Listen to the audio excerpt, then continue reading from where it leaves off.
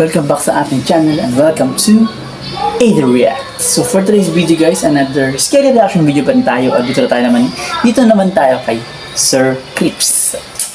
Huwag na natin patagalin boy. Simulan na natin. Sir Crips yan boy. Pakulog no?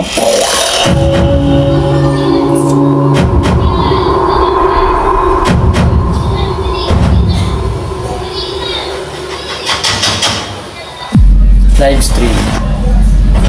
Ang video ito ay mula sa sikat na TikTok streamer at ghost hunter na si My Sweet Girl. At sa video ito na mula sa kanyang live stream, Ito isa sa isang matatapang gabi na habang siya ay naglilibot sa isang matatapang na sementeryo, live streamer. ay may napansing kakaiba ang ilan sa kanyang mga viewers na hindi niya napansin nung mga sandaling siya ay nasa sementeryo. Narito ang video at panoorin mo ito ng mabuti.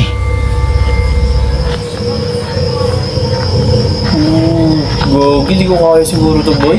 Ito yung paligid. Gogi. Nagwa-warning talaga. Gogi, baka hindi na-detect ng device niya.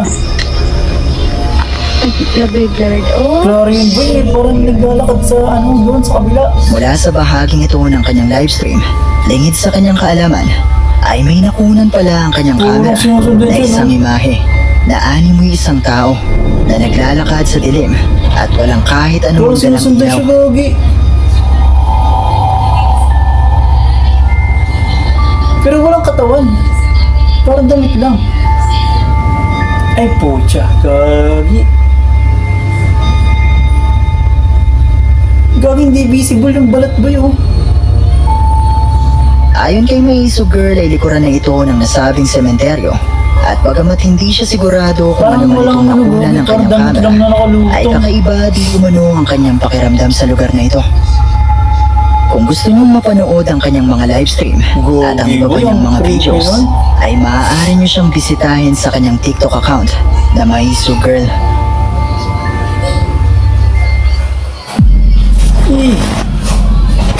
Ang video ito ay ibinahagi sa atin ng isa sa ating mga viewers na si RG Wa at mula naman ito kay Facebook user Kyle.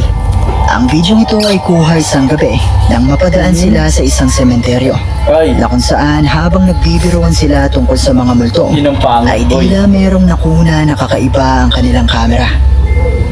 Para daw din na kayo magbiroan boy, totohanin na lang.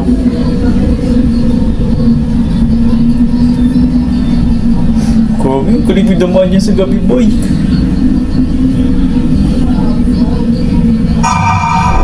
Bago matapos ang video ito, mula sa gilid ng isa sa mga puntod ng sementeryo, ay makikita ang ulo ng tila isang babae na nakasilip at nakatitig sa kanilang sasakyan na hindi naman nila napansin ng mga oras na ito. Sinumpa talaga boy. Ay putik.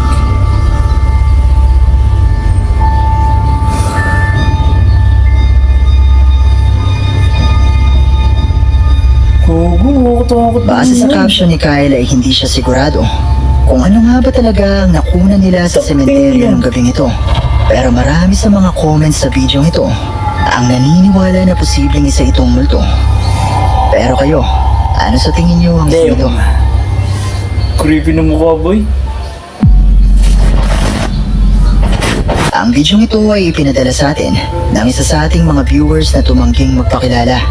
Ayon sa kanya ay mula di umano ito sa kanyang asawa na nagtatrabaho bilang isang nurse sa isang ospital sa Yan na Mindanao. naman boy, hospital Kuha di umano boy. ang video nung panahon ng pandemic nang makwarantin ang mga nurse kasama ang kanyang asawa sa loob ng nasabing ospital. Tagal na At rin may ito. isang bakanting kwarto di umano sa ospital na ito kung saan marami sa mga nurse ang nakakarinig di umano ng pagyak ng isang babae.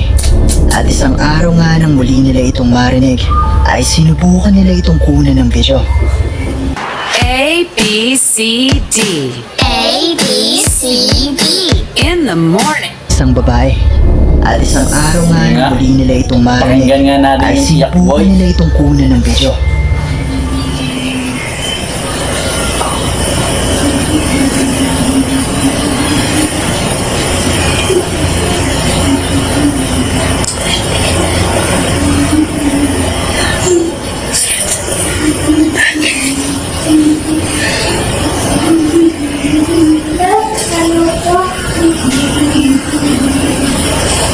Gogi. Yung iyak niya parang... Gogi, ang creepy nun. Ah!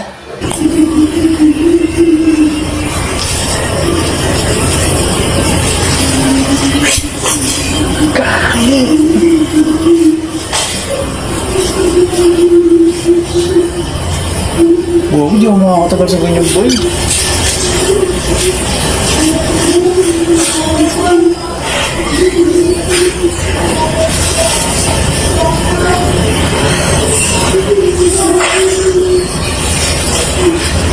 May bata ko naman, oh.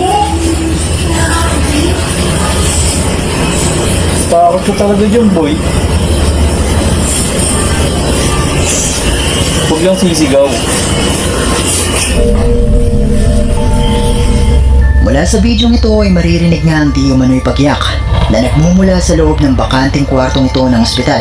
At mapapansin nga natin na tila sinisilip nila kung saan nagmumula ang boses na ito.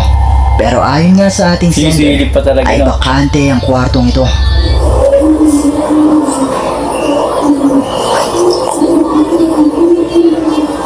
Chismosa. Sa joke lang.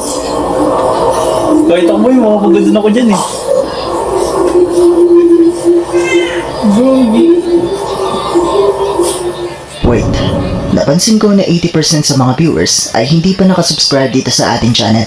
Kaya naman kung ikaw ay isa sa 80% na ito, iniimbitahan kita na i-hit ang Chinese Ghost Hunter na si Xiaolong na may YouTube channel na Horror Xiaolong. Xiaolong na Ay naman to. binisita ang isang abandonadong gusali sa China na pinaniniwalaang haunted. Ayon sa mga kwento ay nagkaroon ng sunog sa gusaling ito na naging dahilan ng pagpanaw ng marami sa mga nakatira dito. At matapos nga ang pangyayari na ito ay dito na nagsimula ang mga pagpaparamdam sa nasabing gusali. At ang mga residente na malapit dito ay nagsasabing nakakarinig pa rin sila ng mga ingay at mga boses. May ilan pang ang kwento na may nagpapakita di umanong mga tao dito na may sunog na balat. At sinubukan nga na mag-imbestiga ni Xiaolong habang siya ay naka-livestream para alamin kung may katotohanan nga Ito ba ang ang legit mga boy, kwento mga nito. naka-livestream. Oops.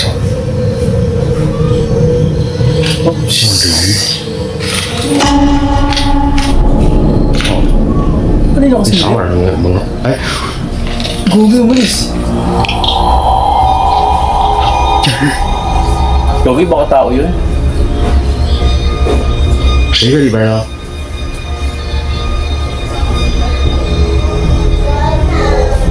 Puntahan mo na. 有人吗？过来！谁在里边啊？你谁啊？喂， Lapitan mo, lapitan mo.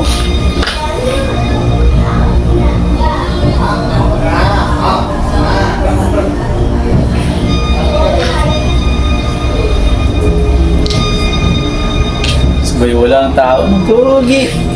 Wala. Ano yun?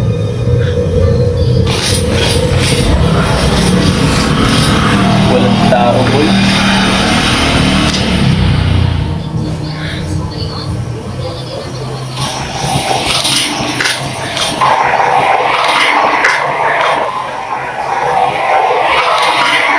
May boses ng babae.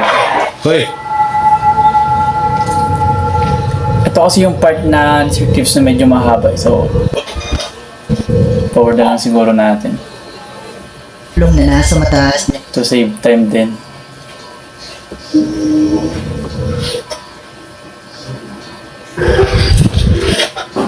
ay bigla na lang Sorry guys ha. ng investigasyon. Doon tayo sa medyo ano lang.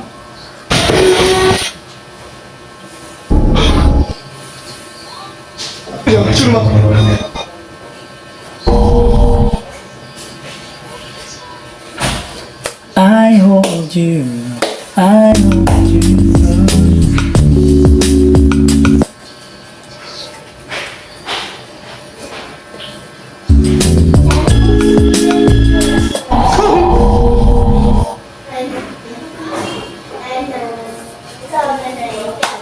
So, ayoko din naman na baka ma-board kayo or what.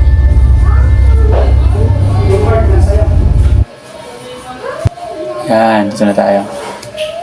Abandonadong bahay. Ayon sa kanya ay halos matatapos na di umano siyang Kayo, ano sa palagay niyo? Dito tayo, guys. Cleaning. Ang video ito ay mula kay TikTok user, Maria J. At kuha naman ito isang araw habang siya ay naglilinis sa isang abandonadong bahay. Ayon sa kanya ay halos matatapos na di umano siyang maglinis ng mga sandaling ito. Nang mapansin niya na tila may sumisilip sa kanya mula sa isa sa mga kwarto ng abandonadong bahay. At dahil dito ay agad-agad niyang kinuha ang kanyang cellphone para subukan kunan ng kung anumang nakikita niya.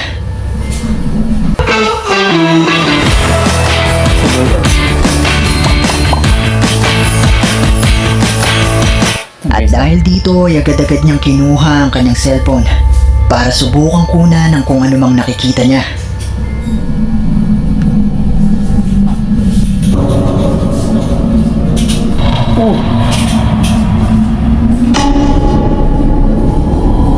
Obo na. Mula sa pintuan ng kwartong ito sa dulo ay makikita ang isang imahe na animoy ulo ng isang babae na sumisilip sa kanya at wari ba'y nahihiwagahan sa kung ano man ang kanyang ginagawa. Pero hindi na naglakas loob pa si Maria na lapitan ito at alamin kung ano o sino ito. Gagi, kahit ako boy. Hindi ko na pupuntahan yan. Gagi, ang creepy nito.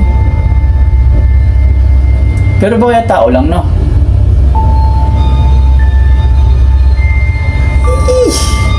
Ito yung mga silip may nakakatakot. Ayon sa mga boy. comments ay mapapansin di umano na tila wala itong mga mata at wala itong anino na dapat ay makikita sa bahaging ito. Kung kaya naman marami ang naniniwala na posibleng isang multo ang nakuna na ito ni Maria. Pero katulad pa rin ng palagi kong sinasabi, nasa inyo na kung maniniwala ba kayo o hindi. Old house. Ang bidyong ito ay ipinadala naman sa atin ng isa sa ating mga viewers na tumangging magpakilala. At mula naman di umano ito sa isang TikTok user na hindi na niya maalala ang pangalan. Pero ayon sa impormasyon na makukuha sa mismong video, ay kuha di umano ito ng isang real estate photographer habang kinukunan nito ang isang lumang bahay. I'm a real estate Dahil matapos photographer. niyang I was aksidenteng shooting maiwan this older na house nagre-record and ang isa sa kanyang mga kamera, ay nagulat siya sa kung anong nakunan nito. Let my second camera record you.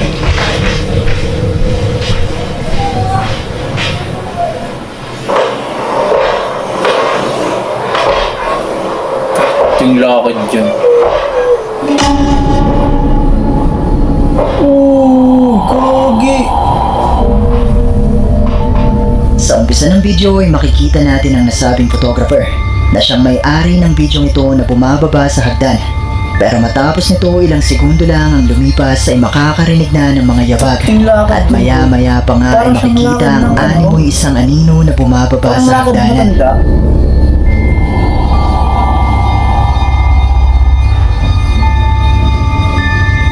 Gogi!